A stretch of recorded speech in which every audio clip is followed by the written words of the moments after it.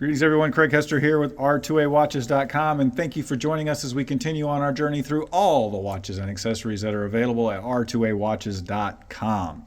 If you're watching this on YouTube, be sure and hit that like and subscribe button. It's absolutely free. It helps us get better algorithms, and so more people can find out about the watches at R2A. If you're watching on Facebook, you want to join the closed group Vostok-Europe Timepieces, or VET, the best place to find out all about what's going on with all of the watches and accessories that are available at R2AWatches.com.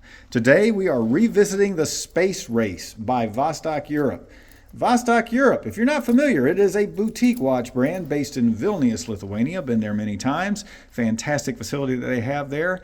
Every watch is 100% hand assembled in their facility there by 7 full-time watchmakers, and they have their own in-house designers, so every watch is unique to Vostok-Europe. They don't do anything off the shelf. It is all 100% custom at Vostok-Europe. They have been around now for 20 years. It is a great place to go to get probably what is arguably, for the money, the best watch on the market today. Today we are talking about the Space Race, which has a really great story behind it. Before I get into that, I'm going to quickly show you the two color styles we're talking about today. We've got the, I don't know, I'd call this, it's not beige. It's kind of a yellow. It's like an off yellow. I'll let you guys decide whatever color you think is the most logical to call this one. It is a stunning color with the blue offsets. And then we have the deep blue watch, almost a black blue, but it does have the sun ray, which gives you a very attractive look when this one catches the light. So those are the two styles we're talking today. I picked these up in particular, even though there are a lot of other styles you can go see at R2AWatches.com in the Space Race. I grabbed these two because they are now available on the mesh bracelet, and that's why we decided to revisit the Space Race today, as we wanted to talk about how great the mesh bracelet is for the Space Race and other watches that are available at R2A Watches from Vostok-Europe that have the mesh bracelet. But first I'm going to talk about the watch. All right, so Space Race. Not going to be too big of a surprise what that's talking about there. As it says on the back, it's the race to conquer space. It's celebrating that time period from 1957 to 1975 when the United States and the Soviet Union were locked into a race to see who could get to the moon first and who could develop space technology first and best. We do know that obviously the Soviet Union beat us all into space on the first two goals. That was they put a satellite in orbit with the Sputnik before we were able to get a satellite up, and they put a man in space with Yuri Gagarin before we were able to send up American astronauts into space with John Glenn. So that is the beginning of that, and then obviously we all know what ultimately happened is the United States made it to the moon prior to the Soviet Union. And then there were a few years after that we still consider the heart of the space race, and that's why we carry it through from the 1969 point of the moon landing to 1975. And that is the history and the story behind these watches. Now, what are you looking at here? Well, first of all, we are talking about a 200-meter water-resistant dive watch. That does put it in the professional-grade dive quality category. Now, I do want to be clear, this watch does not have a unidirectional rotating bezel. As you can see, the bezel of the watch is all the way to the edge of the watch. There's no rotating bezel. You see that the dial runs all the way up to that inner chapter ring, all the way to the edge of the watch. For it to truly be considered a professional grade dive watch, it does need to have a unidirectional rotating bezel. That being said, it does meet the 200-meter water resistant cutoff for being considered a professional grade dive. At 200 meters, really you don't need any more than that, guys, unless you're planning on doing saturation diving. And even then, a 200-meter watch can handle saturation diving. I mean, it's you get anything above that, and Vostok-Europe does make some 300-meter dive watches. You get anything above that, it's really, in a lot of ways, it's just vanity. But it does tell you about the construction of the watch. Because of the fact that this is 200 meters, that means it's going to have great O-rings, it's going to have great seals, it's going to have a screw-in crown, it's going to have fantastic seals on the crystal that hold it onto the watch, and every Vostok-Europe is absolutely tested to make sure that it meets their water resistance requirements to be able to refer to, as it says right there on the dial, 200 meters. Every Vostok-Europe is going to do that before it leaves their facility in Vilnius. That's just one of a 30-some-odd point check that each watch goes through on their quality control. Vostok-Europe's quality control process is second to none. We literally have almost no defects on Vostok-Europe watches. They just build a fantastic timepiece that's built to last. Their slogan is for going to extremes, and their watches absolutely meet that requirement. This is a 47 millimeter timepiece. It's about 17 millimeters thick. So again, not small. Most Vostok-Europe watches are not what you would consider in the average or small category. They're going to be in the nature of larger watches.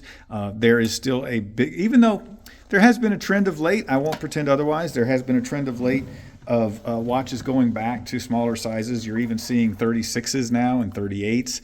41s and 40s are very common. That being said, Vostok-Europe is built for going to extremes. They're built to be aggressive sport and dive watches, almost all except for the limousine category. So they still are building bigger watches, and I don't see that changing anytime soon. There's still absolutely a market for larger timepieces out there, and Vostok-Europe is meeting that demand. Now, I mentioned the mesh bracelet earlier. This is a really great option on several Vostok-Europe watches. It's great on the space race because it does make it easier to use in water sports or anytime you're going to be around water. You don't really want a leather strap to be exposed to water any more than you can help, especially if you're somebody who's really aggressive in terms of sports and so forth, and you might sweat a lot. It's great to have the mesh bracelet there because it's going to wick away it's going to wick away that sweat, and it's going to not damage the strap if it were like it would if it were a leather strap. I'm going to quickly put it on the wrist here.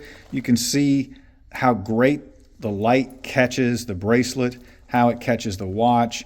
Look at that fantastic, there we go. I'm really catching the scintillation there. You can look at that fantastic sun ray dial on this. The bracelet really adds a lot to the space race. It is very easily changed the size. Use just a slider. You just pull this up.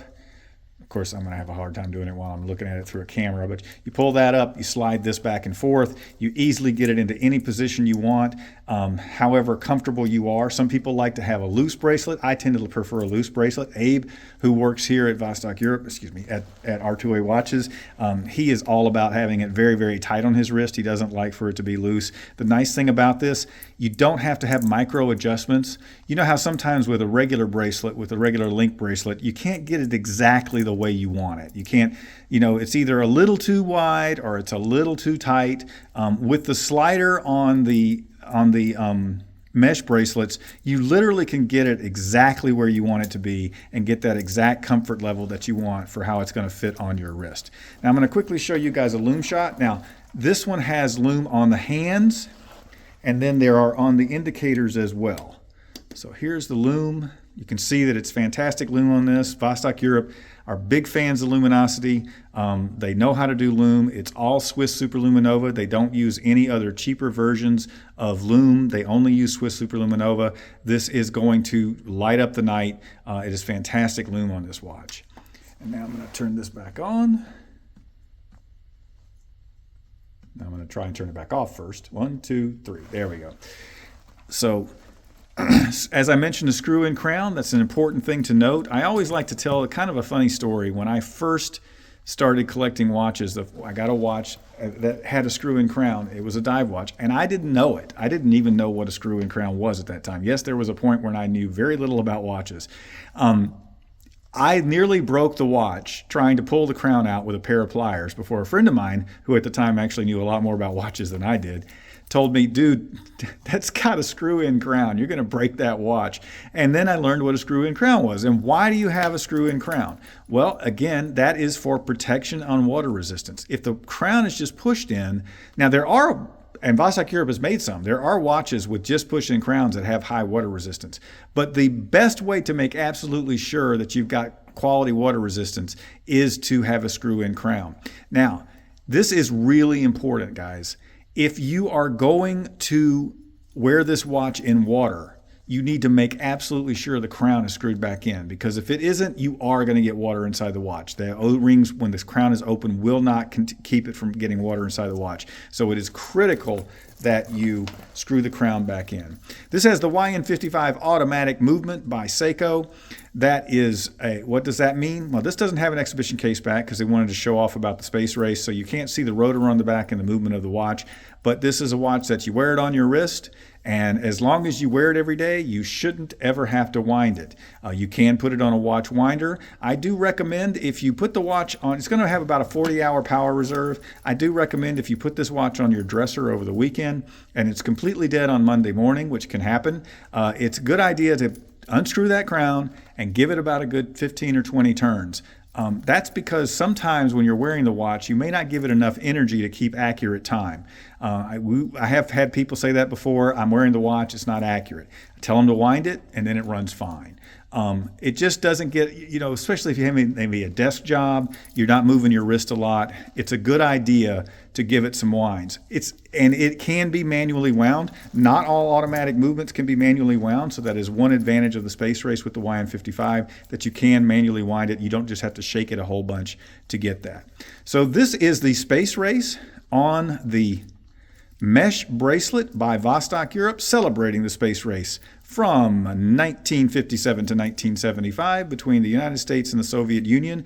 This is a great entry-level watch for somebody who wants to try Vostok-Europe for the first time. I absolutely recommend it to people who haven't bought a Vostok-Europe before. If you don't want to jump right into an Energia or a Luna Code or Atomic Age, this is a great way to try it out, to see the quality of construction. One of our retailers the other day told me that he thinks for the money, he's never seen a watch company that pays more attention to detail than Vostok-Europe. So there you have it. I'm Craig Hester with R2AWatches.com. This is the Space Race by Vostok-Europe. And until next time, keep watching.